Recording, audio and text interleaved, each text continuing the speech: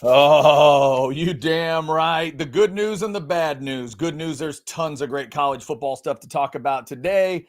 The bad news is our man Jeff Ketchum is still on the shelf. If you don't know enough about Jeff Ketchum, you got to know when he's sick, he's sick. He toughs it out all the time. He's not been feeling well these last couple of days. His wife was sick last week. One of the kids came home with something late last week.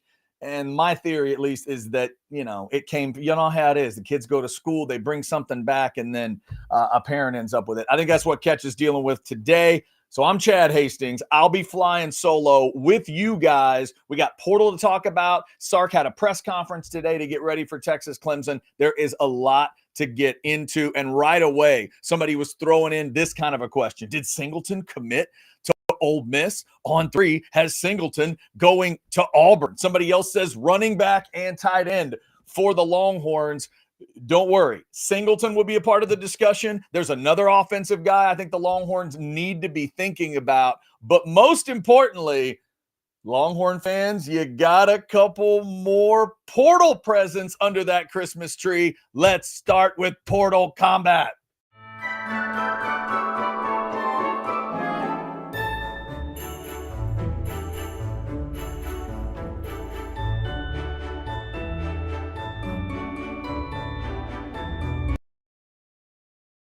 Yes, indeed. And even though it's not the flashiest thing, it's not what you always want to talk about, but it does win championships. Defense is what the weekend was about. Friday was about a punter.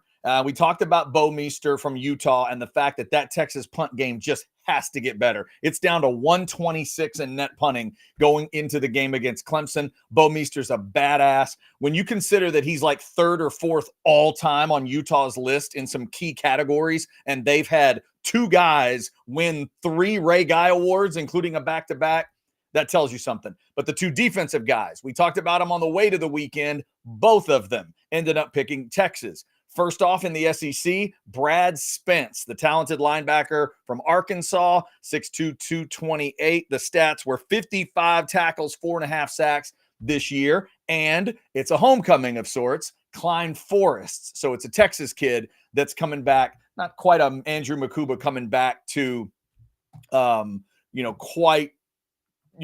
back to Austin, so to speak. But it is a homecoming of sorts, as he was a Houston area kid, Klein Forrest. So Brad Spence, I think that's a good pickup. Then the other one was Cole Brevard that we talked about, the big D tackle out of Purdue, 6'3", 333. The stats are not going to blow you away. 19 tackles, 1.5 sacks. That's a guy that I think is going to be a part of a rotation.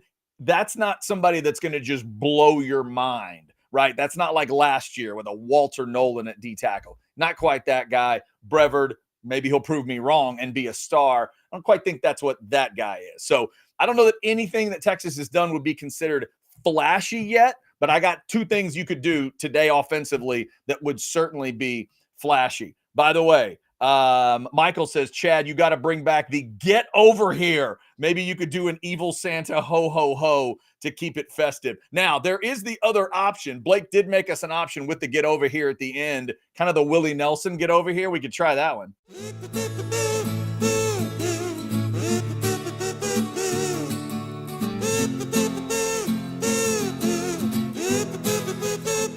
Get over here!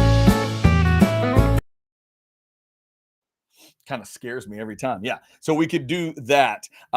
Here's Michael jumping in. Brevard is a better version of Bill Norton. That's a good way to think about it, Michael. I think that's exactly how you need to be thinking about Brevard. To those questions earlier about Eric Singleton, that to me is going to be the focus of today in terms of the portal. Singleton's scheduled to be in Austin today. Obviously, I would tell you, keep your eyes and ears peeled for orangebloods.com. If you're not signed up, get signed up. The fellows will let you know the very latest. Is he coming on campus? How is he trying to make this decision and all of that? So here's the way I look at Singleton. The numbers he put up at Georgia Tech this year would be comparable to Silas Bolden at Oregon State last year. So for Eric Singleton, 56 catches, 754 yards, about 13 and a half a catch, and 3 touchdowns. So he's got more catches than Bond had at Alabama, more catches than Golden had at Houston by a good amount, by 18 catches, more yards than both those guys. He's got more catches and yards than Bolden, but it's close. It's 56 to 54. It's 754 to 746. Those averages are about the same. He had 3 touchdowns last year at Georgia Tech, or this season at Georgia Tech. Bolden had 5 touchdowns in that year at Oregon State. Good-looking receiver from what I've seen. I didn't watch a ton of Georgia Tech this year, but obviously they pulled off some big wins and damn near figured out a way to beat Georgia. But 5'11", 190, super athletic guy, makes great plays in space. Here's the other thing. He whittled his list down to 5 over the weekend. That's why a lot of people are thinking, wait, did he end up at Ole Miss? Where's he going? There are some putting in whatever they call it, their predictions, their crystal balls or whatever. There are some putting in predictions for Ole Miss, but I don't think the kid's officially made the decision yet. Maybe it's because he's making the visit to Texas. His final 5 are Miami, LSU, Ole Miss, Auburn, and Texas. So good news if you're Texas on a couple fronts. If you're coming into this Monday with 2 things being true. 1, he is still going to come see you. And 2, he's not going to Georgia. If that top 5 is legit, this is a Georgia kid, if I didn't mention that part, that would not be going to Georgia. He's made you, Sark, Texas, the whole thing, Austin, a part of his top 5. Can you get this guy? This morning, one of the first things I did is look up Max Olson. Shout out to Max, doing great work for ESPN. We've had Max on the show before. I looked at his updated portal list, and Eric Singleton was number 2 overall on the portal list. And Texas fans, you don't need number 1 because it's a quarterback. The number 2 guy on his list was Eric Singleton. I'll still talk about last year's portal versus this year's portal. I don't think it's that kind of talent. But in this portal, with what is being compared, that's what people think. That's people are thinking, that he is up at that level. And as somebody's pointing out on the chat, Tracy says Singleton has predictions to Ole Miss from all the services right now. Tracy, you're right. The question will be, does he get to campus today for Texas or not?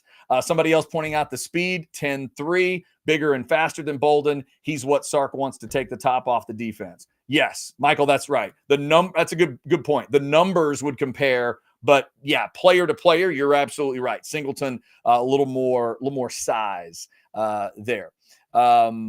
So here's Spencer. I heard he's not coming to Austin anymore. Is that true? Spencer, I haven't heard for sure that he's not coming, but this is definitely something to keep an eye on today.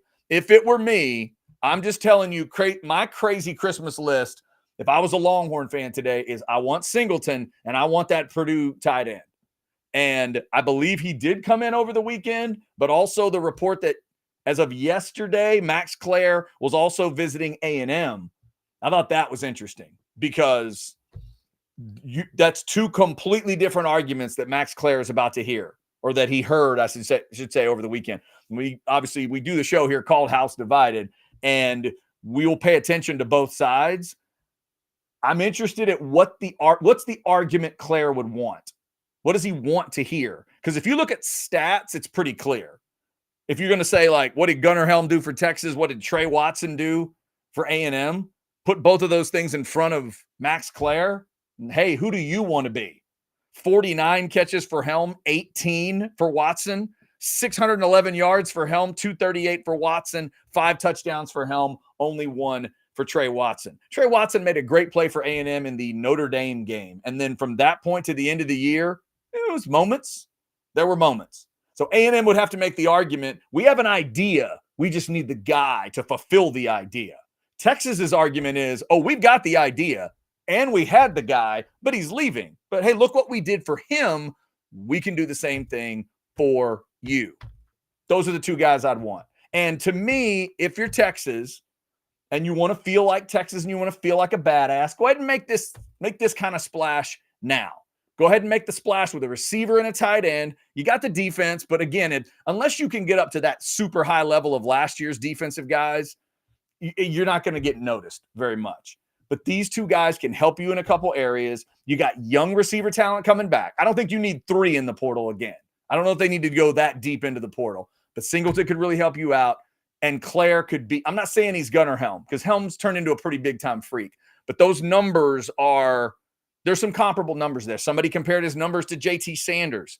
I told you Helm had 49 catches this year. Klare had 51 at Purdue for 685 and 4 touchdowns. They use him. And as I've told you, they use him in a lot of ways, a lot of different ways, kind of like the way Texas uses Helm.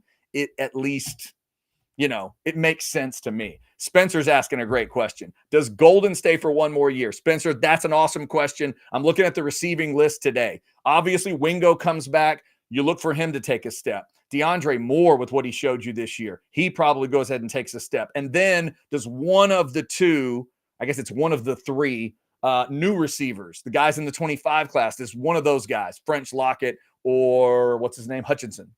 One of those guys, I would assume French or Lockett maybe takes a step as well. But you're asking a good question.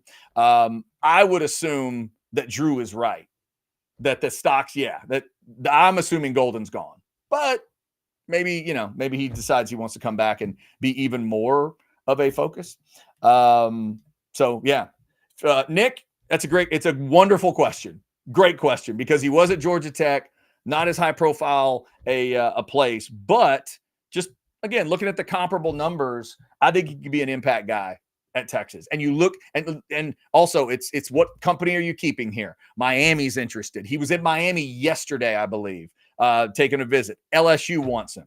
Ole Miss wants him. We know what Lane Kiffin wants to do throwing the football, and Auburn wants him as well. They're always, at least in theory, trying to get quarterback and stuff figured out. They just got Jackson Arnold to switch over to them. So they're trying to put stuff around him. I think that tells you kind of the level of guy that we're talking about. And we'll see. We will see. Now, here's an interesting thought, too. ATX Bates says, F that. Texas is waiting to take Georgia's cornbread, Natty, then raid their refrigerator with the roster. ATX Bates, I love your idea. My response would be, why not do both? Why not do both? So do I go get something out of the fridge now, or do I wait till halftime? What about both? What about both? That's the argument I would make. Make your splash. Go ahead and make your splash now. Get a little bit of it out of the way, because you don't know what's coming. But if you look at Singleton and you like it, if you look at Klare and you like it, go ahead. Go ahead and grab those guys, and then you'll see, because you don't know how the playoff's going to work out. 5 days. What do you get 5 days after your last game? And then is Texas still in it? You have to do all this math, right? If you're thinking about, well, I want to raid that program, I'm going to raid this, I want to get this person, I want to get that. There's just all these different things. The timing may not work out for you exactly like you want it. This would be, it's one of those, what's the old saying, right? A bird in the hand is worth 2 in the bush. Again, what if you could have both? What if you get both? You're Texas, for God's sakes. You can get both. And the question is just about the money concerns. What are the NIL desires, and all that sort of that stuff as well. Nigel's pointing out, says, Chad, your Aggies are going portal heavy. Nigel, since you mentioned it, let's throw a couple names out there. Micah Hudson does end up at A&M. We'll see how that works. But the Aggies need a receiver like that. They need a receiver that has some 5-star talent. They had a bunch of really good this year. They didn't have a badass once they lost Evan Stewart. So you got to get a guy back in there. That makes sense. Julian Humphrey's an interesting name from Georgia, a cornerback that had just basically lost his job. Like, that's a guy that just less and less snaps. Georgia had a couple other guys they liked better. And he's also a coming back home guy.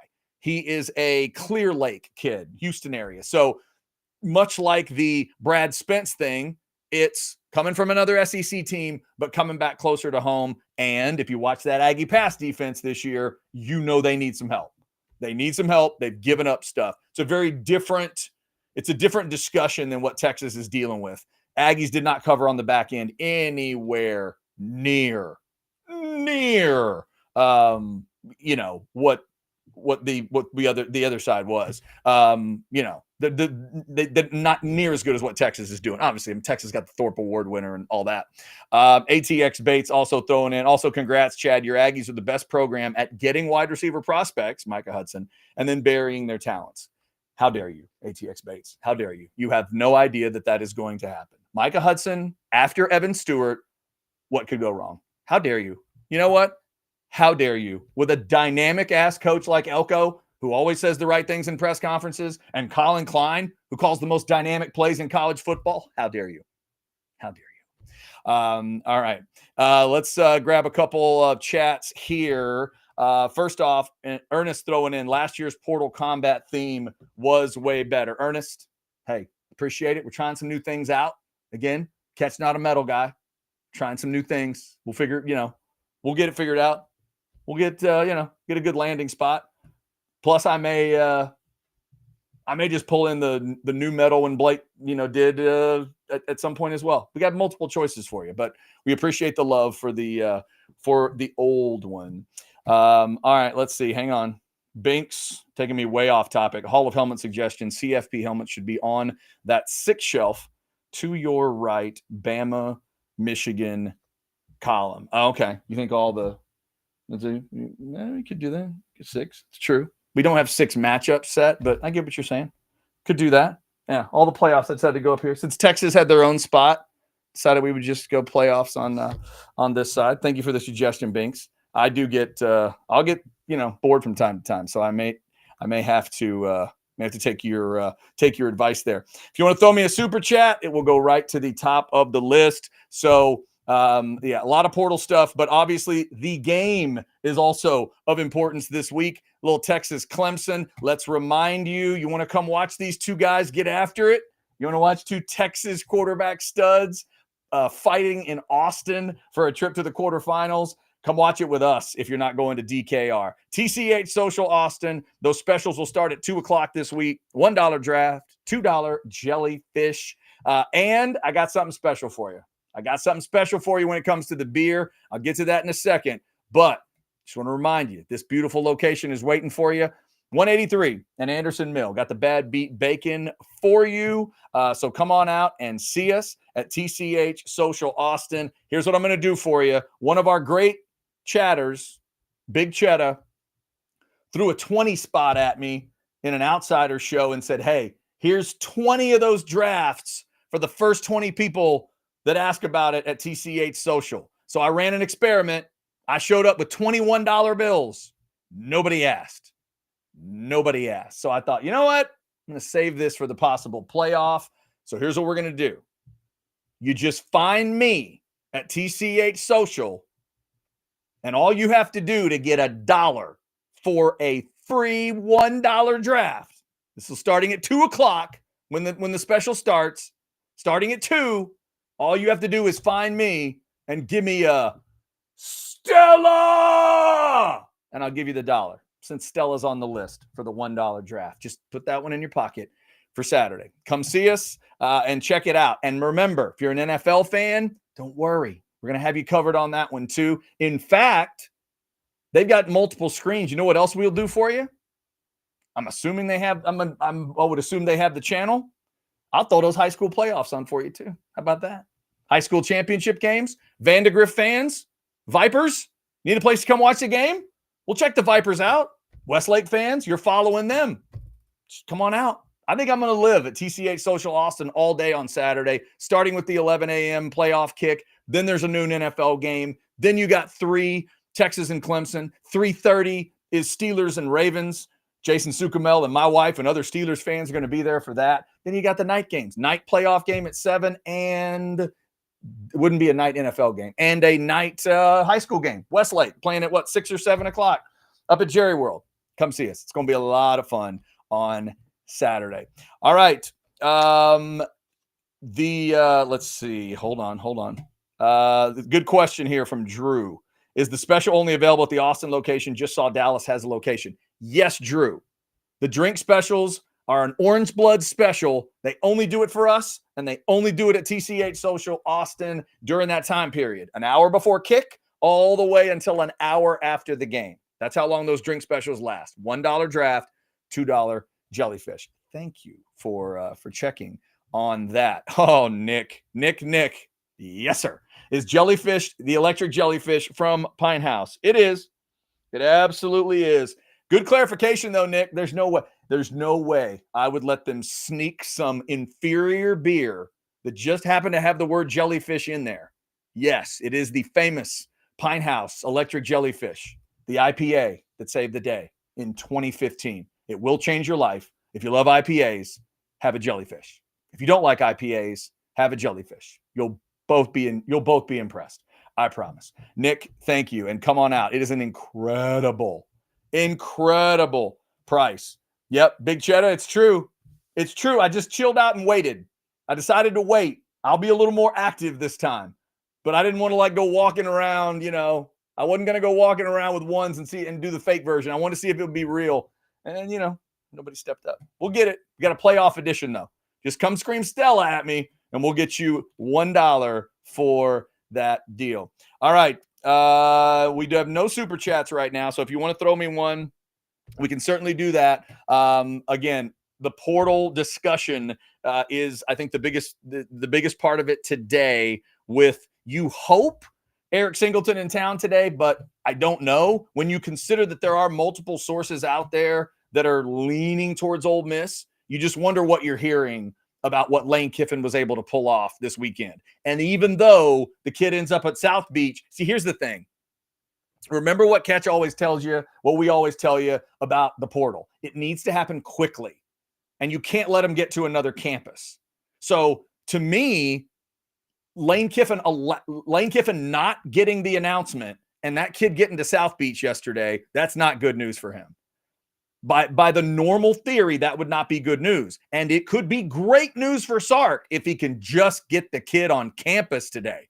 Get him here. It's a kid that's used to what? Going to school in a city, in a big city like Atlanta. He's been at Georgia Tech. Okay. So appeal to that part of him, because he just went to Oxford, more of a college town. Then he obviously went to Miami, big ass city. This is a kid. They want to, you give him all the advantages of being in your, coming to your city, and, see if you can get that taken care of. Eric Singleton, does he come to campus? And then Max Klare, another name I would still keep an eye on. I do wonder how he thinks of it. How does Max Klare think of his future moving forward? I'm just telling you, and y'all know I will be as honest with you as I can be. We call the show House Divided. Y'all know where my allegiance lies when it comes to House Divided. I'd tell Max Klare to go to Texas. Absolutely. I would tell him to go to Texas. In the brief time I've watched the film, I'd say, dude, I think I know what you are, and I think I know how they use you, and I think I know how you like them to use you. I'd go there. They just showed you how they can turn you into an NFL player. These other guys, as much as I love them, they have not exactly shown you that yet. That would just be my angle on it. But we'll see. It's a name I would absolutely keep an eye on, though. I think he's really good. Bates for $4.99. Rumor mill, CFP trying to control the in-stadium environments for the home CFP games. This can't possibly be true. Would ruin the entire idea. Bates, you're going to have to help me on control the environments. Do you mean like everybody can't have their smoke? Everybody can't have their entrances? They're going to sterile it up a little bit? Is that what you're telling me? Because that would be stupid. That would be dumb. The whole point is you get to host, and that word carries weight. When Texas hosts a game, that means Texas gets to do what they want to do. So does Penn State, so does Ohio State, and so does Notre Dame. That's what it's supposed to be, right? I would hope you're not. I would hope that's wrong, and I would hate to hear it. But that would be terrible. That would be terrible. Everybody should get to do what they get to do. I don't know what that would mean. I don't know what that would mean. Now, should we have like a logo on the field? You'll throw a logo on the field? Sure. And by the way, as we transition to some game talk, man, Texas fans, please do yourself a favor.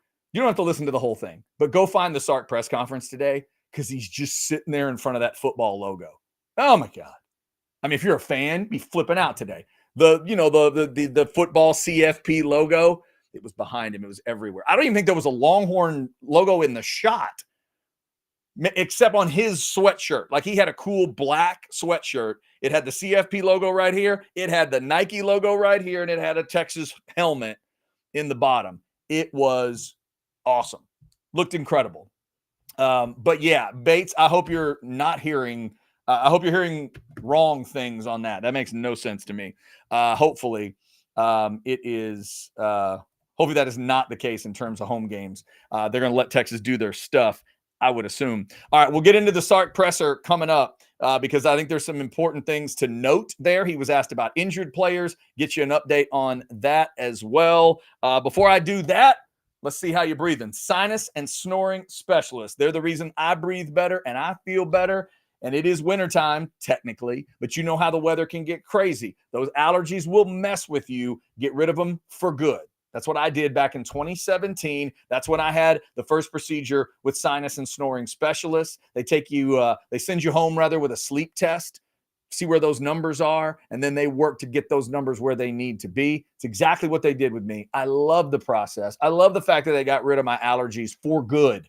It's about a 3-year process with those allergy drops, but man, once you're there, whoo, everything is clean and clear, and you do feel the progress as it's going along as well. At least I did. It wasn't like it went from I was suffering from allergies to I'm all better just one day or anything. It was a gradual process, but you can feel it as it's happening. You're sleeping better. You're resting better. It's just awesome. 601-0303. Check them out at sinussnoringent.com. Make it your gift to yourself, or maybe it's the gift to somebody else in your family that you know is struggling with snoring, sleep apnea, and all that kind of stuff. Make it the gift this holiday season that'll just keep on giving, because it's been given for me for over 7 years now. Sinus and snoring specialists. Feel clear, rested, and healthy. All right, speaking of health, that was one of the big things I was listening for in the Sark presser today, and he was asked about all of it in terms of 3 injured players that you'd want to know about. And obviously, let's start with the quarterback. We know where all the bread is buttered here. Eventually, there was a couple moments. He did mention Quinn and Kelvin Banks kind of together in a comment saying both were good, both were much more comfortable. I thought the best thing he said in terms of Quinn Ewers might be no brace. He did not have the brace. He didn't have the brace on, I guess, during practices or whatever. During the practices that they've done late last week, early into this week. That was good. He talked about Quinn's resiliency. And he also said that everybody's got to be better. Everybody's got to take it to a different level. And I would say hallelujah to that. He mentioned himself. He mentioned the coaches. He mentioned the O-line. He mentioned receivers, defense. Everybody got to take it to a different level. This is the first actual college football playoff that has ever existed. No one knows what it takes. No one knows what it will feel like. No one knows what it will be. There's not a Bama fan, Ohio State fan, Texas fan, or Penn State fan that has a clue what this is going to take. It's brand new. First time. So you got to be resilient, but you also have to take it to that different level. So Quinn's health seems like in a good spot. No brace for that ankle. Remember how they held the brace up on the broadcast and everything? No brace there is good. Kelvin Banks, he said it was good. Said he was good. Said he was comfortable. When he was asked about Isaiah Bond, he talked about the ankle. He said he's going to do everything to play, and then they're going to monitor it. So if I had to dig into his comments a tad, I would say Bond feels like the biggest question mark to him. Like, I didn't think for a second that he does not think he'd have 3 or what's Banks? 78, 68, 70, 78, right? Yeah. I think he assumes both those guys play. And then the issue is going to be Bond. So I think that is big. I think that would be, those are the biggest things ultimately that I took out of it. There were a lot of different questions about Clemson, about the game, and different things like that. But I thought the injury stuff is what is probably what stuck out the most to me. All right, we got a couple of chats here. JD Hack, we shouldn't need it against Clemson, the Clemson D, but if Sark doesn't include Arch in these playoffs, we won't make it to the final destination. And before it's said, no, I'm not saying start him, just play the man. JD, I don't know if that is the way I would phrase it. Here's what I would say. They have to run the ball. And if Arch is part of that, do it. Do it. If putting Bill Norton as your fullback does it, do that. 1.1 yards against Georgia every carry, 4.9 against everybody else. I'm assuming that run game is now going to find itself back more at the 4.9 than it is at the 1.1. So I would hope they don't need Arch Manning to get a running game going against Clemson. I get what you're saying, and I know fans want more of those Arch plays. J.D. Hack, I'd love to see him in the red zone. Can that be a part of your inventiveness in the red zone? Put Arch in, but maybe he's not the play. I mentioned on a morning show today, what about Quinn and a little swing pass to Arch? What about Quinn and a fake swing pass to Arch? What if Quinn turns and just pumps it to Arch running a little wheel? Then if Quinn turns back, what's available? Everything? Mostly everything. A lot, right? Because that's a wild ass idea. They haven't done any of that yet. So the ideas, the inventiveness, that is a fair thing to look for. I don't know if it's as simple as saying if you don't include Arch, you can't make the playoff run. I would say if you got to find a run game to make this playoff run, and whatever that means, that's what you have to do. They have got to start running the ball. And Sark did say that today. I thought maybe the most important thing he mentioned, someone asked him, here it is, about the offensive woes. Kirk Bowles asked him the question. He mentioned turnovers being a problem because they have been a little sloppy at times. Fumbles lost, 121st in the country, Texas, going into this game. That's a bad number. Fumbles lost for Clemson, 6th in the country. They are a clean football team. But he mentioned a balanced attack. You got to find that balance. He was asked about Quinn throwing the ball 50 times and said he would rather it be like high 30s to 40. And I thought, yeah, exactly. Exactly. You do not need him throwing the ball 50 times. You just don't. All right, let's see. ATX Bates trying to clarify here says, I was seeing something like they would have to play the other team's entrance. And I remember when baseball hosted a regional, the NCAA makes the home team run these uniform blue graphics packages. Oh, man. Jesus. Boy, I hope it's not the case. I hope it's not the case, Bates. I'll tell you one thing that pissed me off in the last few years when I found it out was when I went to a high school football game, regular season game, not even a playoff game. When I went to a regular season game and the visiting team brought like their big inflatable deal that they run in on and, that kind of stuff, I was like, what are you doing? This isn't your place. It's not your place. Clemson doesn't get to do anything special in this game. That's the whole point. You're the 12 seed. They're the 5 seed. They're hosting. Orange smoke, Bevo, drone shows, and everything. Your band if your band shows up, they get to play Hold That Tiger. You don't get to give them a graphic. You don't. Now, NCAA graphics, Bates, that's going to happen. That's going to happen. They're going to dictate, you got to put everything in an NCAA cup and, you can't sip water out of a non-NCAA cup. All that's fine. Let's just hope they don't mess with the sound system too much. And they'll make them throw up, a generic sort of NCAA graphic, as long as they're not throwing Clemson stuff up. That's fine. You just can't give Clemson any weird advantages in the game. That would be stupid. That would be very stupid. Let's see. Talked about the Quinn deal.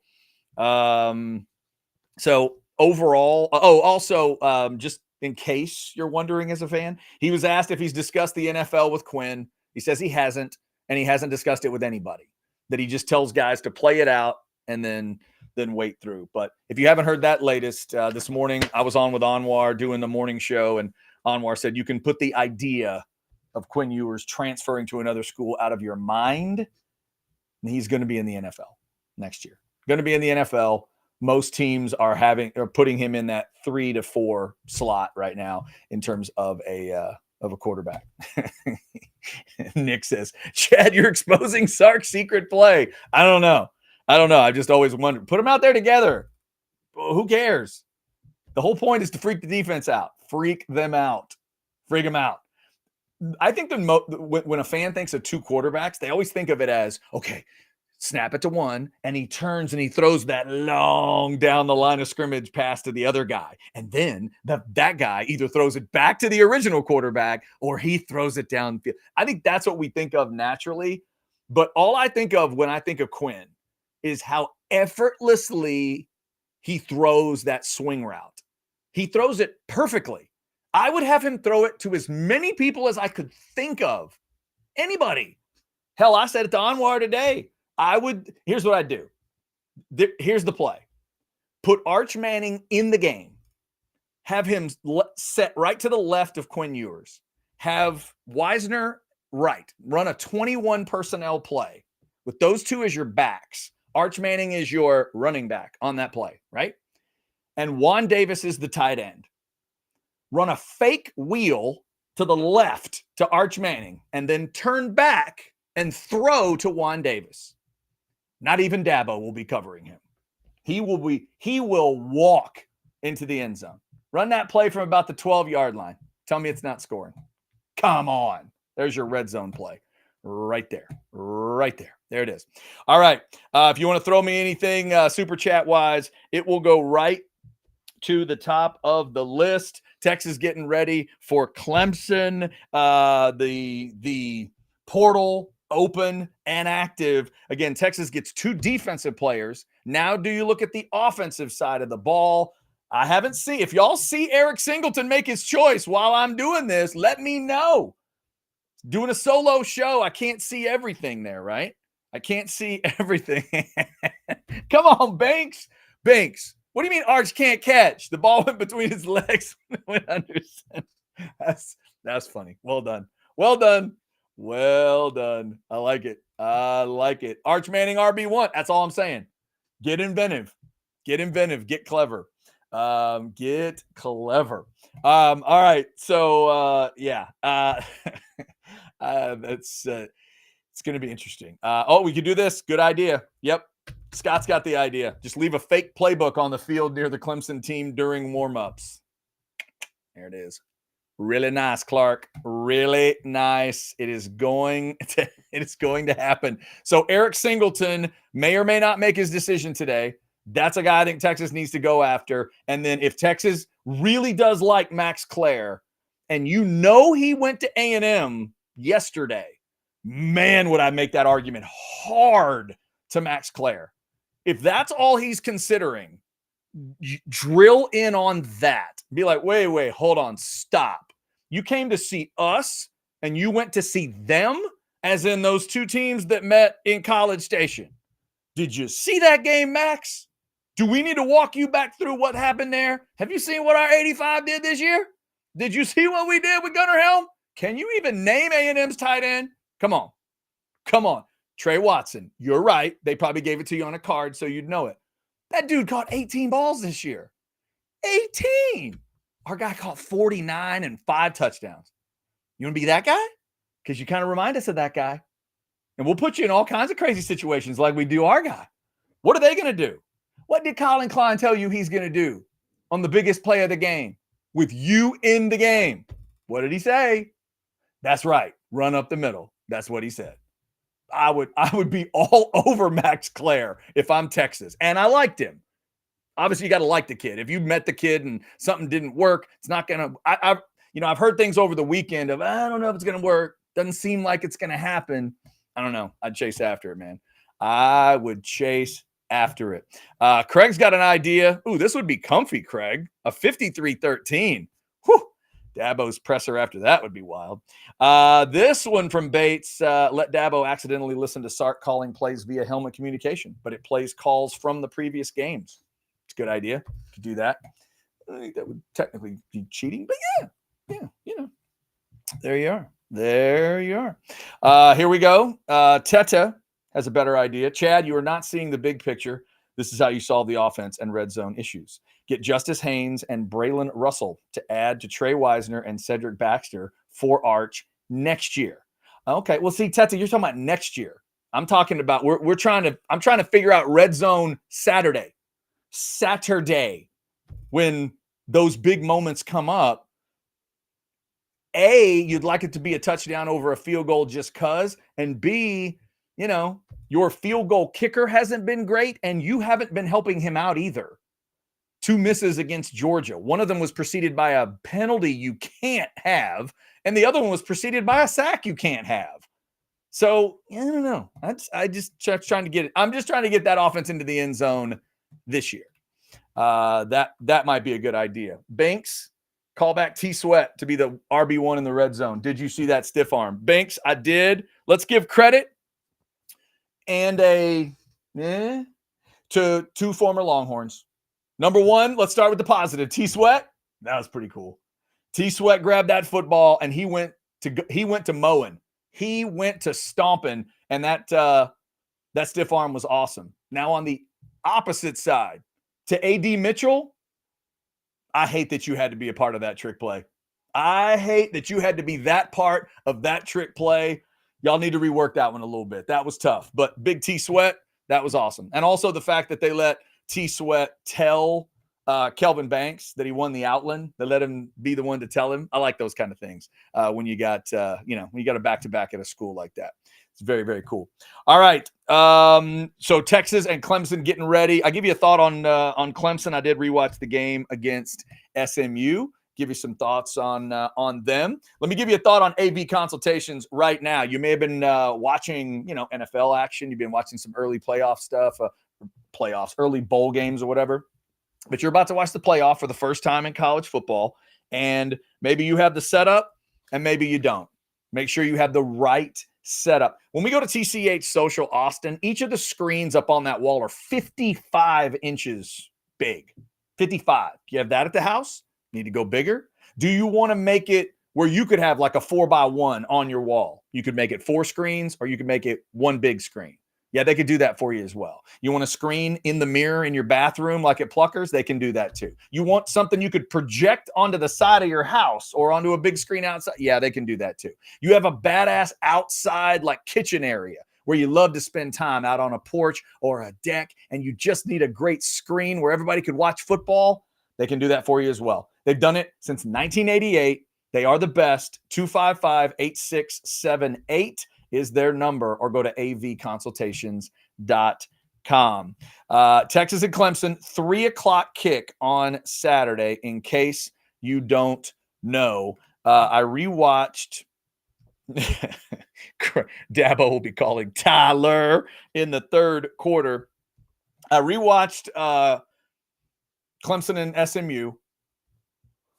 The bizarre game. If I'm going to rip on Alabama for getting a 28-0 lead at home and then almost losing to Georgia, then I'm also going to get on Clemson a little bit for building a 31-14 lead and then almost puking it up. They puked it all up, and then they got a little bit of it back with a big field goal. This does not feel like a badass Dabo team to me. We've seen badass Dabo teams.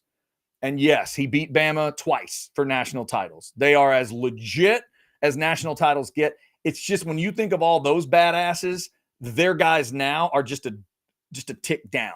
Dial it down just a little bit from those guys. One of the injury updates I want to see for Clemson, and we won't probably get it because there's no injury reports anymore, is the running back, is Maffa. And they said he had, a shoulder, I believe, going into the ACC title game. He did not look great in that game. They were really trying to figure out different ways to get around him. But now he's had 2 weeks. What's it going to be like? And we realize we've all been spoiled by these injury reports. You realize they're gone now, right? Now we're in the playoff. Injury reports are gone. By the way, if Texas plays Tennessee at some point, or if one of those two teams plays Georgia in the title game, does the SEC make them do an injury report? Probably not. Anyway, but that injury is something to keep an eye on. What are they saying about the running back for Clemson? But that running game is not dynamic. 2 yards a carry against SMU. These are 2 run games that need to get going. And Texas has proven they can do it against everybody but Georgia. Clemson just proved they couldn't do it against SMU. All respect to the Stangs, that's a pretty good defense, but they're not like elite badass defense. And Clemson just couldn't get it going. The other guy I would tell you to pay attention to in this game is number 12 for Clemson, Wesco. Bryant Wesco, that's a badass. And he's one of these stories that's coming home. Back to the state of Texas. Kid went to Midlothian, my neck of the woods. I'm a Waxahachie guy. Midlothian didn't used to be a powerhouse, but it's grown into one. It's grown into a place coaches go to, and Dabo went there and got a pretty badass receiver. 6'2", long and lean, can make catches and can burn you. I want to know from the defensive perspective for Texas, How do you deal with that guy? The other main receiver, Zero, what's his name? Williamson, whatever it is. That dude's good. But in the SMU game, he was not the most dynamic thing on the field. Yes, Antonio Williams. I knew there was more syllables than I was giving it to. Yes, Antonio Williams. He's good. And he's got way more catches than Wesco. 71 catches to 38. But Wesco feels more dangerous to me watching that one. The other thing to keep in mind is this tight end, Brenningstool, big 6'6" dude, 45 catches, second in catches on the team. He wears number 9. He's got that like long, lean tight end look to him. Again, he's 6'6". So he looks like he's caught between big receiver and tight end, but he makes some big plays for them. Makes some big plays. He had some big moments against SMU. He's the one that caught the touchdown, I think, to make it 31-14 and what was going to stretch him out. But those are some guys I would tell you to pay attention to. Clemson's defense is opportunistic. They love to create turnovers. And if you let them, they can be pretty damn good. But as our man Cody Carpentier in his Behind the Enemy Lines articles has been pointing out, Clemson fans are really frustrated with their defensive coordinator. They do not love their defense. Again, got up 31-14 and then gave it all up and almost gave the game up. So their defense is not super elite. Total defense, 65th in the country. Rush defense, 73rd. Pass defense is 60th. They're not great. They're not great. They can be had, but don't be sloppy. Clemson, 6th in fumbles lost, 5th in turnover margin, 8th in turnovers gained. If you help them a little, they're glad to take it. Texas is 121st in fumbles lost. I'll say that one again. 121st in fumbles lost. Also, Texas is 106 in penalties. Got to stay clean. Tackles for loss allowed. 118 for Texas. That's a bad number. There are some great numbers for Texas that are top 10 level, but those 100 or worse numbers, a couple of those stand out. Texas can't be sloppy in this game. You're at home, middle of the day. I haven't seen the weather yet, but I'm assuming it's going to be a nice day. I don't think weather's going to be a big concern. Just play a clean football game, and you should be able to handle, you should be able to handle Clemson. Yes, and thank you, Blake. Antonio Williams. He is the leading receiver. I'm interested to see how Texas plays this. Do you just put Barron on him? Is it Muhammad on him? Do you have one guy deal with Williams? Or do you consider, like I'm saying, do you consider Wesco the bigger threat? It feels like Clemson wants everybody to pay attention to Williams, and then the tight end is going to be used for certain things, so that frees up Wesco. That feels like the theory what they do, and they sprang him. They sprang him? Yes. They sprang. Had sprung. They sprang him on a couple big plays against SMU.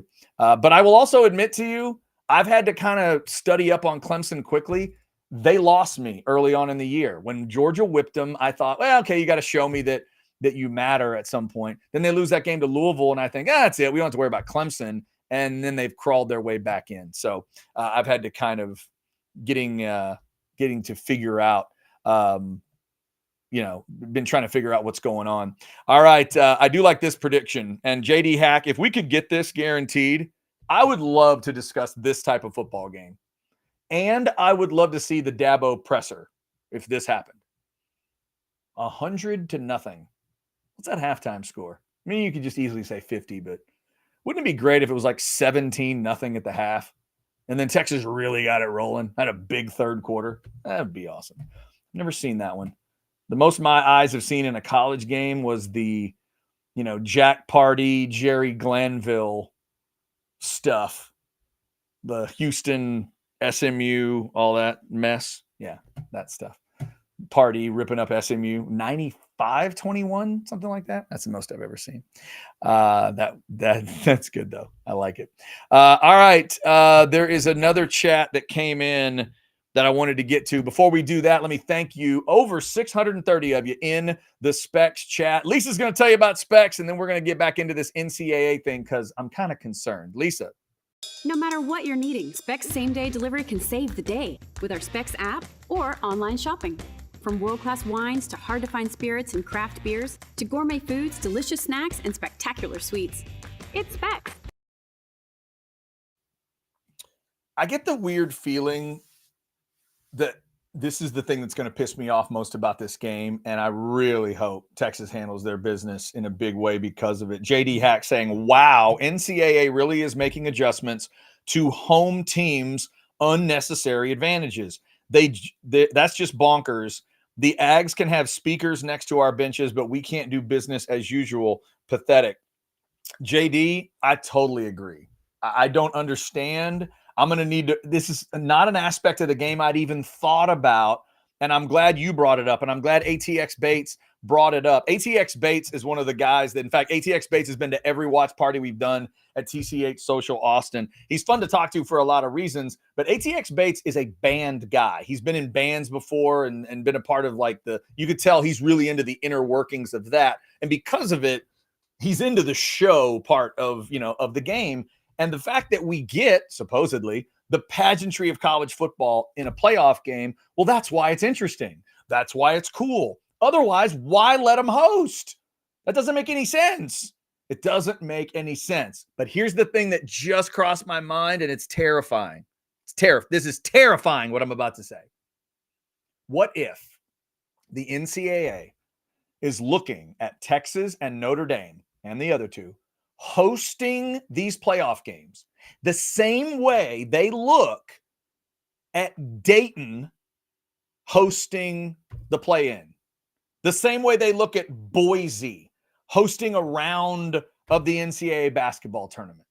Because if that's what they think this is, I'm going to be pissed off. I'm going to be pissed off for all of you Texas fans. I'm going to be pissed off for the Notre Dame fans. I'm going to be pissed off for the Penn State fans and the Ohio State fans. And I don't like any of those other three fan bases. I don't like, you combine those three fan bases, and I don't like them half as much as I like you Texas fans. But come on. That can't be what we're going to do. NCAA, come on now. Don't do it. Don't you dare do it. Don't you do it. And if I tune in, oh, so help me. If I tune in Friday night to Indiana, Notre Dame, and you put a big ass NCAA logo in the middle of that field, just like you do for the basketball tournament, I'm going to lose it. I'm going to go crazy. If Texas fans have to watch at 3:00 on Saturday afternoon and you make them take like the horn off the middle of the field, or you make them stick an NCAA button on top of that Longhorn head, you're going to make Ohio State put an NCAA near that O? Is that where we're going? Is that what we're doing? Huh? That's not what this is supposed to be. That is not what this is supposed to be. This is supposed to be one of the coolest things we've ever seen. Don't sterilize it. Don't do it. Don't you dare say to Texas, well, you can't have the drones and the smoke and the bevo because, you're the host. Yeah, you're the host, but you can't do, we can't give Clemson an unfair, no. If it was reversed, would they tell Clemson they can't run down that hill? Really? Come on now. Can't do that. Can we? Bad. Hey, NCAA, it's bad enough the SEC didn't let Bevo show up in Atlanta. That's bad enough. Don't do something else. Y'all are worrying me now. Now you're worrying me. Don't you dare. JD Hack, thank you for telling me. Thank you, ATX Bates, for bringing it up. Oh, my God.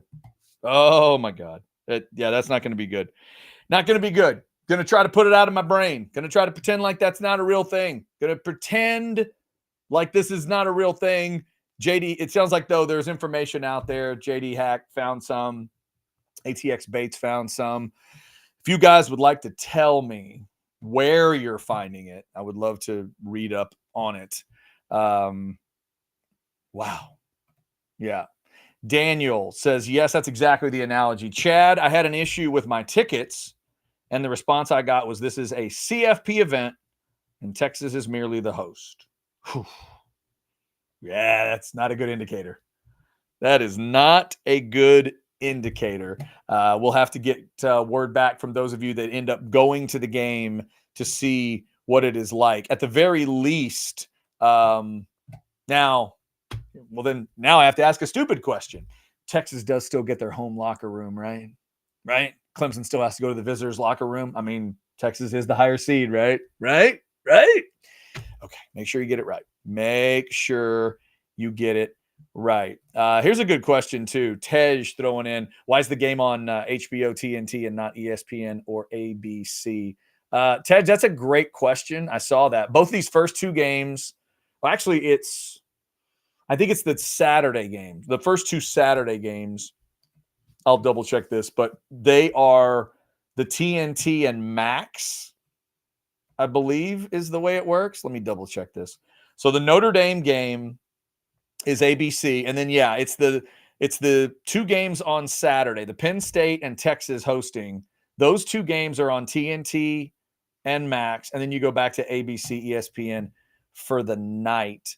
The only thing I can figure out, let me just peek ahead here real quick and see. That must mean here we go. It must mean NBC's. Does NBC have something later? No, everything goes to ESPN after that. That is so weird.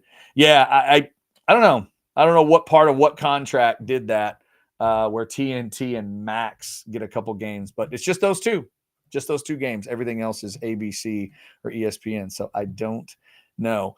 Scott brings up a great point. Fans will have to bring the intensity. Yeah, maybe, Scott. Maybe. I mean, hopefully it feels the same to you guys.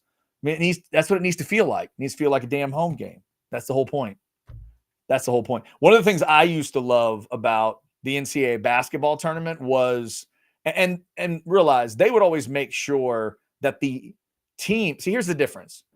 They would always make sure that the team that's hosting wasn't there. That's a huge difference in this thing. Like when Boise would host, I made that reference earlier. Two things existed. One, they didn't make them put a stupid generic floor down. The floor had Boise on it. It had the map of Idaho, and you got to see what their floor looked like. And for the UCLA fans back in, 95, when Tyus Edney went, end to end, and my man Craig Way was on the call for Westwood One. Shout out to Seaway. Enjoy the call, Craig, of the playoff game. Texas-Clemson. It's amazing. You could see the floor. But the other thing was, if Boise had been in that tournament, they are not allowed to be there. You can't be that. So they went out of their way to make sure you can't do that. This is the exact opposite. So please don't neuter any of it. In fact, if you're going to do something, do more. Let them have more advantages, not less. That's the whole point of being the 5, 6, 7, or 8 seeds. Give them what they normally have. Let them run Bevo out of the smoke. Let them dot the I. Let them do a whiteout. I don't know if you do a whiteout at 11 in the morning at Penn State, but if they want to, sure. And let them touch down Jesus and South Bend the hell out of that thing. Let them do, because it's unique. It's the first time we've ever seen it. Please don't take this from us, NCAA. Please. Thank you though for that strange thought. Rex says it's still an ESPN production, just on a different channel. Maybe that's true too. Also, Rex, just a weird thought, but aren't we getting towards a point where there's a new agreement with where the NBA is going to transition from the TNT group over to more on ABC, ESPN? I wonder if it somehow was part of that agreement. And then the Max part, that factors in where they want to try some streaming out with certain games. So anyway, but we'll see how all that goes. But yes, those are the only two games that are there. Here's an interesting question. Brad, Chad, which SEC team is most comparable to Clemson? Arkansas, Brad, that's an interesting question. Clemson's unique to me because in my lifetime, they've become this modern power of sorts. Now, early on, when I was young, they got a title in like 80 or 81.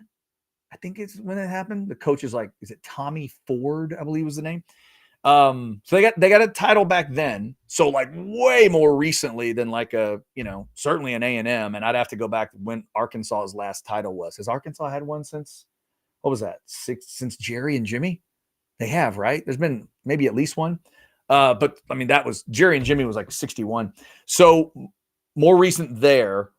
And then for a while, I think Clemson was kind of it was sort of a lovable loser kind of thing. And then when Dabo started early, they would use a verb of Clemsoning because they'd get ranked and they'd lose a game, and they'd get ranked and they'd lose. But then he started to go on that run and he shut them up quick. And now they've become this modern power where this is their 7th time into a playoff. And obviously into this first expanded playoff. And then, 8 or 9 ACC titles in a row. So, yeah, they're different than those two to me. You're putting conference titles on them. You're whipping Bama in a bowl game. Go back and look at that. Go back and look at the box. Go back and watch the game of what Trevor Lawrence did to Alabama. That was a night where you just couldn't deny Clemson anymore. If you tried to deny them, it was just really hard to do. That defensive front that they sent to the NFL at some point, with all due respect to whatever the Hogs and the Aggies have been doing for the last 10, 12 years, they have not done that. Not at all. Maybe those couple of offensive linemen that A&M sent and got into that run right around the Johnny Manziel time, maybe you'd compare it to that. But boy, those dudes up front for Clemson were badass on defense. So, what's the team? I don't know. Poor man's Georgia. They don't have that. Obviously, they don't have that kind of history, but when they're good, they have that maybe that kind of feel. I don't know if that's a fair comparison, but that's the first thing that popped in my head when you're asking for an SEC comparison. Poor man's Georgia, poor man's LSU, something like that. I don't know if their talent level is ever going to consistently be what LSU's is, but they obviously got it rolling, with Dabo. So I give them tons of credit for doing what they've done. And the times I've been around Clemson fans, I've enjoyed it. I thought it was a pretty realistic fan base. They were kind of nice. S. Roan pointing out a fact. It is a fact. SMU got into the playoffs before A&M. It's true. Big LOL, capital letters. Yep. S. Roan, you're right. You are absolutely right. Brandon says probably closer to Bama. Ooh. Now that's high praise. I wasn't going to say Alabama because that's serious history. I don't know if I'd go that far, Brandon, but they are, they've been really good. And the thing about, what we need to see in this game too, can this thing come down to, how much of this game sort of comes down to Dabo's offensive side, and so is Sark, obviously. So it's sort of a, Dabo PK, and then Sark against this D coordinator for Clemson that has not had the greatest year in the eyes of a lot of his fans. So it's really these two coaches trying to show off their offenses and their quarterbacks. Cade Klubnik's had his downtimes this year, just like Quinn Ewers has. When it's good, when they're both on, who's better? Kind of depends on the moment. Maybe it's Klubnik by that much, but man, when Ewers is good, he's damn good. So both of them trying to show off a quarterback. Neither run game, as I mentioned, is really that scary. I don't think there's one running back on either team that's truly terrifying. That's truly like making an NFL team go, woohoo, bring me that guy. But then again, does the Clemson guy get healthy for this one? He's an 1,100-yard back. If he's healthy, could it be different Saturday afternoon? Maybe. Clemson certainly deserves Texas's respect. I think they've got it. There are good players on this team. All you have to do is just watch a little. It's not like you don't see the talent. The talent is there. I don't think it's quite the level Dabo's had. That doesn't mean they can't show up and win this game. I don't think I'm going to pick them to do it, but they can. If Texas does not play their game and they're a little sloppy, we'll see. Again, something we've never seen. A team taking 2 weeks off in December to have a playoff game. Like, I mean, think about this weekend. On Saturday, we're going to be sitting at TCH Social Austin, and on the screens will be actual college football playoff games, NFL games in December that help determine divisions and playoff spots and all that, and state championship high school football games. Like, this is going to be the first time in my life that I'm watching these games. This is going to be the first time I'll tune in to these high school championship games, and Craig Way's not calling them. Why? Because Texas is in a playoff game in football. Like, it's wild. That hit me last night. I'm like, wait a minute. State title games. Craig's got to be, well, he's a DK. That's got to be freaking him out. He's a DKR calling a playoff game. It's awesome. Awesome. All right. If you want to throw in a super chat, I can grab that. I do have a little quick round of buy or sell as well. We've crossed over 1 o'clock. You know, that can always mean craziness. No catch today, though, because it's sickness, not craziness for catch. We hope he gets better very soon. Boss man, get better very, very quickly. I got one way to get you better. If food does it, if food is the answer, then Taste on Main is one of the places to try right there in downtown Buda. This is such a great place. This is that time of year where everybody's trying to figure out one last meal, sometimes with this friend group, right? Oh, you got this. You got somebody with a pre-Christmas birthday. You got somebody that, you know, your girls group's got to get together. You guys do Secret Santa every year, trying to find a place. Taste on Main's a great spot. Casual, no crazy stuffy dress code, but just badass food. The drinks are great. The steaks are incredible. Try Oscar style. If you're into seafood and steak together, oh, so good. If you're into this, the surf and turf idea, man, so good. The Sam Elliott's mustache, the whiskey drink that I love, it's incredible. Great way to start your meal. They have wonderful desserts to end your meal. They have 1, 2, 3 bar areas, including the treehouse bar area outside. If the weather's good, man, get outside and enjoy that area. The big, beautiful trees out there in downtown Buda. And then maybe walk around Buda, hit some antique shops. Maybe you got one more present you need to buy for grandma. Maybe Aunt Susie's been asking about something, or maybe you're going to be walking through a store and find something that's perfect for a cousin. Whatever it is, this is a great place to try. Taste on Main right there in downtown Buda. Again, from the same people that bring you Hey City Store. Tell Travis, Tamara, and the crew that we said, hey, if you hit Taste on Main. All right. Chat, you know what, Big Cheddar? This is not true. Ketch ain't sick. He just thinks Brian Jones is coming on the show. Not true. Not true. And I wish you guys could see it sometimes. Like, Ketch is such a tough guy when he's powering through. The other day, like, he'll sit there, head on a desk. We're just about to start the show, and he'll be just like, dude, I just don't feel well, whatever. And I was like, all right, man, just take him. He'll be like sitting there with the head on the desk, and as soon as we fire it up, he's ready to go. The yo comes out of his mouth, and we're gone. And then he'll tell me he didn't even think about it. So he's one of those dudes that when he's sick, he's sick. When he tells you he's sick and can't do it, he cannot do it. He's one of the hardest workers I know. I hate it for him this week because this is such a historic week. He loves the idea of a college football playoff as much or more than I do. Well, actually, I don't know if anybody loves it more than I do, but I know he's a fan of this. I know he's excited about it, and he's not getting to enjoy it the way he wants to. So hopefully he'll be back for the Tuesday show tomorrow, since he has to miss today's show. But all the best to Ketch and anybody else that's sick. Feels like there's some illnesses going around, maybe some bug going around. Maybe one of your kids or their friends brought it home to you, like Ketch got it brought home to him. He did do some tests to find out what it was, and not COVID and not flu and things like that. So we just hope he gets better. Hope all of you are feeling good as well. We get ready for Texas and Clemson. Let's throw a little buy or sell at you. I whipped up some buy or sell for Ketch, but I'll just kind of mirror it back to you. This will kind of, go back over some of the big themes of the show as well. Buy or sell number 1, Texas must get Eric Singleton in the portal. I'll be dramatic and say buy here because I just think it'd be a good statement. Good statement. Second overall player I see today behind a quarterback that you guys don't need. You got your quarterback figured out if you're Texas. I just think it'd be a good Texas statement. Bama wants him. Miami wants him. So whatever. LSU, Ole Miss, Auburn. Yeah, but We ended up getting him. And he didn't even have Georgia on his top 5. And he didn't even have Bama on his top 5. But that Georgia kid is coming here. He's going to come here. So we did the Bond thing to Bama, and then the next year you do the Singleton thing essentially to Georgia. Because Kirby Smart would love to have that guy on his team. That's why I would go after Singleton. Now, this next one's a little different. Buy or sell number 2. You'd get into a bidding war for Max Klare with A&M.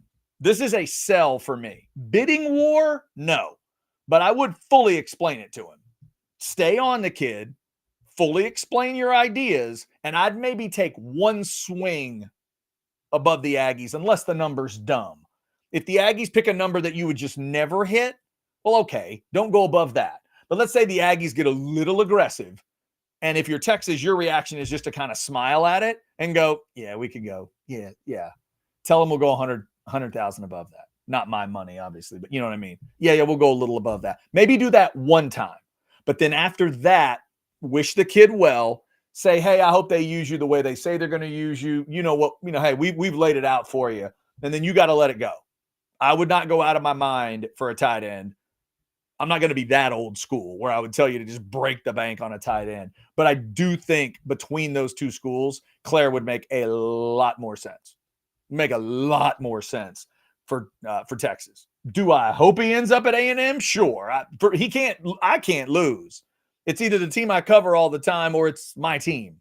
But I think the fit would make more sense. From what I've seen, I'm not the expert on Max Klare. It makes a little more sense, I think, to maybe do Texas and not the Aggies. But we'll see. Max Klare, Eric Singleton. 2 names. I think if Texas got them, it'd be a big double splash on offense that would get everybody's attention. Speaking of getting your attention, buy or sell number 3. You were actually glad the Cowboys won yesterday.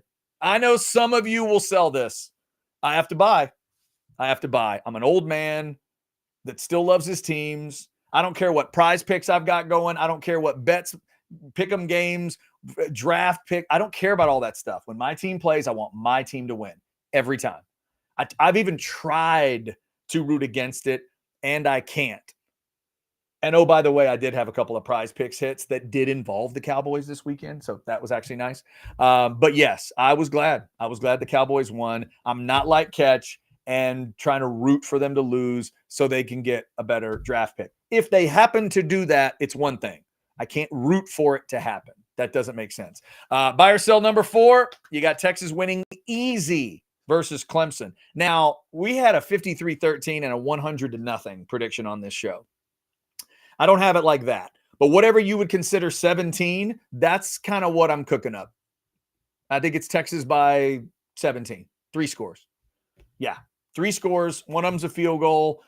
There will be, and you know what? It might even be like a 10-point game late, but Texas is going to keep them at arm's length, and I'm going 17. Like a, 27-10, that kind of a game. I trust this Texas defense. I absolutely do.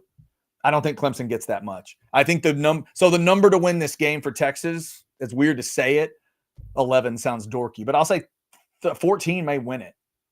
Now, I wouldn't try to win at 14-10. That might be a little, again, I would try to stretch it a little bit, but I think they could. I think this Texas defense is that good. If they play like they've been playing, and also if Anthony Hill can play with a little extra edge based on the snubbing that he just got from the SEC and heck, the nation at large in terms of awards, I think it should be an easy one. And finally, buy or sell number 5, AFC champs, the Bills. Right now, I'm going to buy. Patrick Mahomes, here's your challenge. I'm buying this. I'm buying the Bills as the AFC champs. They put some really interesting wins together. We'll get to some more of these stats tonight on Outsiders, because we do have an Outsider show with Buffalo Bills fan Chance Mock. I want to talk to him a little bit about it, but consider this. Coming up on Saturday, you've got these 2 NFL games. And then on Christmas Day, you have 2 NFL games. Did y'all realize that those games involve the same 4 teams? Just hit me yesterday. It's Houston at Kansas City and then Pittsburgh at Baltimore this Saturday. Then they're going to turn around 4 days later and make those same 4 teams play again. The road teams become the home teams. Houston and Pittsburgh get to host, but it's Pittsburgh hosting Kansas City and Houston hosting Baltimore. All four of those teams are playoff teams. Right now, two of them have won the division. The other two, you would assume, Pittsburgh and Baltimore, are both going to be in. One wins the division. One will probably get a wild card. So those four are going to play those games 4 days apart. You know what team I didn't say just then? Buffalo. You know who else I didn't mention? Detroit. The two teams that played yesterday in that wild, crazy 48-42 thing, they've just kind of got regular schedules the rest of the way, especially the Bills. Go look at how the Bills finished the season. Patriots, Jets, Patriots. Noon kick, flex. But why the hell would you flex Buffalo and New England into anything but a noon kick? Buffalo's going to just get to finish. And you're putting those four teams through a weird little 4-day torture rack. If I'm Buffalo, if I'm Josh Allen, I wake up on Christmas morning and I just hope for 5 overtimes in each of those games. You can't have 5 overtimes in a regular season game. I get it. You know what I mean? You hope for just wars in both. Long, drawn-out games. You're not hoping for injuries, but, man, for the sake of those four teams, I hope they don't suffer weird injuries. So strange. Mahomes has that deal going into it now from Kansas City's perspective. Lamar Jackson is a guy that is playing incredible football right now, but you're putting him through that in 4 days. Russell Wilson, not exactly a spring chicken. You're putting him through that. CJ Stroud, young team. They've been banged up this year. Everybody's banged up. It's the NFL, for God's sakes. And you're putting them through that 4-day grind. The same 4 teams. That's weird. That is just bizarre. But they're going to play it. And hey, if you're going to play it, we're going to be watching right here at TCH Social Austin, 183 and Anderson Mills. See the lower right there? That's this big screen we always talk about, all right? Each of the individual screens is 55 inches. So in the middle, you got a 16x1 with 55-inch screens. On the outside, you got 4 4x1s with 55-inch screens. We're going to have Texas and Clemson, obviously, in the big middle for you there. Before that, we're just going to leave it on TNT. We're going to have the Penn State game on. It's going to lead right into the Texas game. We're going to have that first NFL game on for you Texans fans. It'll lead right into Steelers and Ravens. I never miss Steelers and Ravens. That is a black and blue good time. Plus, if you show up to TCH Social Austin, you might get to hear my wife swear, because my wife can't watch the Steelers without swearing. The only time it's possible is when my parents are present, specifically my mother. She'd probably cuss in front of my dad. But I don't believe my mom's going to be at TCH Social Austin, as much as I would love to have her there. She loves it. She loved that bad beef bacon, but she's not going to be there. That means it might be full-on swearing when it comes to my wife. And Jason Sucamel is going to be there, and he'll probably swear at the Steelers too, because they're just that kind of team. They could still win, but you're going to want to swear at them if you're a fan. Come out and see us. Come check those games out. And remember the specials. $1 draft, $2 jellyfish. Yes, the electric jellyfish is what we're talking about from Pint House. Remember, you come find me. I'm going to be carrying the ones, just like I'm walking into a strip club, but I'm not. I'm going to be carrying those ones. You just walk up to me and scream Stella, because Stella is one of those beers you can get for just $1 on draft, starting at 2 o'clock on Saturday. Come find me after 2 o'clock, scream Stella at me, and you will get $1. I can't guarantee that it's a crisp dollar. I haven't analyzed every one of these 21s that I have, but our man, Big Cheddar, made a $20 donation for all of you to have a draft beer, and I will make sure that 20 people get a draft beer, because I know we had that many last time. Look at this good crowd. We had a good crowd last time. You know, we had 20 people in there. We will get it done this time over at TCH Social Austin. It was a good time. Each and every week we were there. It's been, golly, 6, 7, 8 weeks or so. The OU game was our first one. The first one. There we go. JD Hack. First true score prediction, Chad, 38-13. I'll say it all week, and it won't change. That'd be a nice one for Texas, JD Hack. Anwar and I talked about it today, that this game for Quinn Ewers is so important because it is literally his last at DKR. Even if something weird were to happen and he were to play college football next year, that's not going to be at Texas. But all of the thought is that he's going to head to the NFL. It's his last time. It's like an extra senior day for him. How does he perform in front of this crowd? They'll be sending him off, one way or the other here. And it would be cool for him to get a game like that. Because it's been fun to watch him. There have been some weird times, I know, but hopefully between him, Sark, and everything, it can get dialed up the right way. JD Hack, thank you for that prediction. 38-13 would certainly be an interesting one. Now, Jeff, I hadn't seen this one. The Aggies already have a tight end portal commit as well. Ooh, see, I hadn't seen that, Jeff. That could be, that could change things a little bit. I was maybe that's why I was also extra surprised to see that Max Klare went to visit A&M. Maybe I had that first one in my mind that you're talking about. But A&M certainly hit the portal pretty hard with Micah Hudson, Julian Humphrey, the guy from Georgia. And Texas fans, you get two defensive guys over the weekend. Brad Spence and Cole Brevard come in on Friday. Both end up picking Texas. Now what do you do on the offensive side? Do you go after Singleton and Klare hard? Do you go after one of them? Do you wait? Do you just stay patient? Somebody in the chat earlier is like, oh, no, hey, we're just going to wait. Just going to wait, see what happens, and we'll pick the bones later, right? We'll wait till an Alabama, a Georgia, whoever it is. Once these teams are out, you got from that point to 5 days later. But again, what I would say is, why can't you do both? Make your splash now, and then if something presents itself, that's fine. But to me, Singleton and Klare, definitely pieces, more than just pieces you can work with. I think those are guys that can make an impact on your team. Here's one more prediction before we get out of here. S-Roan, 27-24.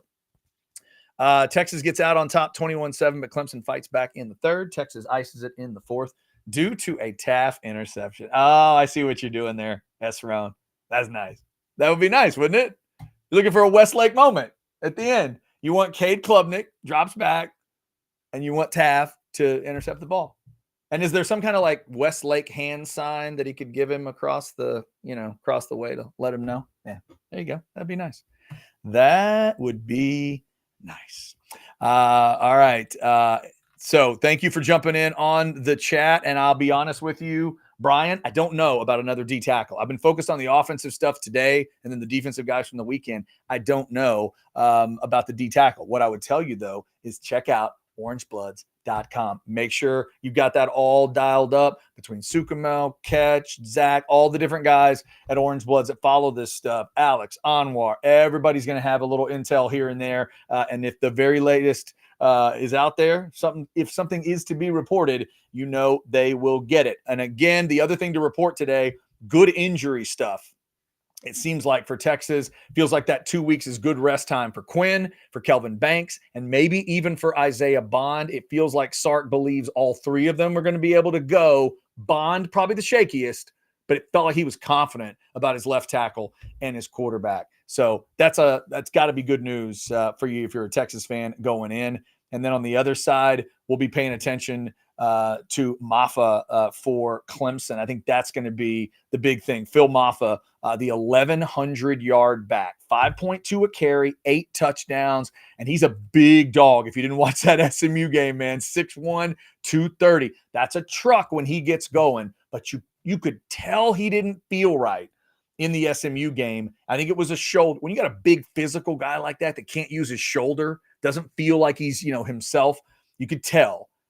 Can they get him going in this game? That would be big, because if they can't, you saw it in that ACC title game. They just don't have a ton outside of that. Maffa, to give you an idea, Maffa's got 214 carries. The next closest is Klubnik with 106, and certainly his feet are going to be a part of this game. But then Jay Haynes, their next running back in terms of carries, it falls all the way down to 43 carries. So Maffa is critical for Clemson, and his health is going to be a big story this week. So keep it at orangebloods.com. Keep it right here at Orange Bloods Live. We will get you the very latest. Thanks to 630 of you that are in the Specs chat as we get ready to close up here. Football with Friends at 6 o'clock this evening. We'll go outsiders tonight at 8:30. I got a great stat that Chance Mock will love right off the bat, but we are going to start digging into this game a little more, Texas and Clemson, and what the fellas think of it. I'm going to do a little research on this. What are they allowing at the stadium thing? Because now I'm concerned. I'll present that to the outsiders tonight as well. Onward with the old-fashioned tomorrow at 9. The Modcast, the famous Modcast, tomorrow at 10. We appreciate y'all jumping in. Thank you to those of you who scanned the QR codes throughout the show. I see some of those got scanned, and we do appreciate you. We thank all of our great partners because we couldn't do it without them. We certainly couldn't do it without you guys. In fact, before we get out of here, let me thank y'all one more time with the graphic that Ketch never loves, but damn it, I found some hook'em emojis and I put it together. But look at these numbers. We're up over 23,400 in subscribers, and now we crossed 12 million views. Thank you. Thank you very much from all of us here at Orange Bloods Live for your support. That is very cool. Over 12 million views. Also, thank you to the delivery department in the Hall of Helmets, which delivered the Indiana helmet. That was the last one I needed. Y'all probably didn't notice last week there was a blank box just sitting there in the Indiana spot. Go look carefully from last week, but it was there. So we got all the matchups set. I got a suggestion earlier that maybe all those matchups should go up here where I've got some other bowl games. We'll see that. Maybe we'll do that. Maybe by the end of the week, we'll just move them all over there and see how that works. We'll maybe give a feel for that. I am not above, moving some helmets around. Y'all know that. Thank y'all for jumping in. I'm going to scan one more time. Don't see it in the super chat. Remember to get your super chats in to Football with Friends starting at 6. And look at Uncle Mickey from across the border. You rock, Chad. Thank you so much. Thank you so much. My dad would be so proud to see my name with the hook'em emoji right next to it. You just made his Christmas, Uncle Mickey. Thank you so much. Also, Scott reminds you to like the show. Make sure you like. If you didn't like it on the way in, like it on the way out. Could help out. It does help. Not could. It does help us out. The likes help. The subscribe helps. Get your notifications. That helps you and us. Anwar had to throw the show on early today at 8 a.m. You'll get the notification when that happens if you get those notifications. And somebody helping me out at the end. Jeff says, Chad, the tight end's name is Micah Riley. All right, I'll go check it out. That was the one saying A&M got in the portal. See, that must be what it was, because in my mind, once I saw that, then the Max Klare thing was kind of weird. I'm like, whoa, he visited A&M? Maybe he just figured, I'm in Austin. I know they just got back together. Let me go see what's going on in College Station too. So we'll see what happens there. There we go. From Auburn. Okay, so Auburn transfer to A&M had already happened. Would the Aggies want 2 tight ends? Well, yeah, that'd be an argument. I hope there's a day where Colin Klein can say to a tight end, but I know I already got one, but have you seen how much we use our tight ends? Can't make that argument from 2024. Hopefully he can make that argument from the Aggies' perspective moving forward, but not right now. All right, y'all have a good rest of your Monday. Football with Friends at 6, Outsiders tonight at 8:30. 2 NFL games tonight as well on Monday Night Football, and we're just a little closer to Texas and Clemson in an actual playoff game. Come on, NCAA. Let them have a real hosting playoff game if you can. Y'all take care. We will talk to you tomorrow at noon. Cross your fingers. Ketch will be back from the sickness. Get out of his body. I compel you. Leave Ketchum's body. Let the root beer that he consumes take the evil from him and puts it onto you. Let the root beer be the elixir. Y'all take care.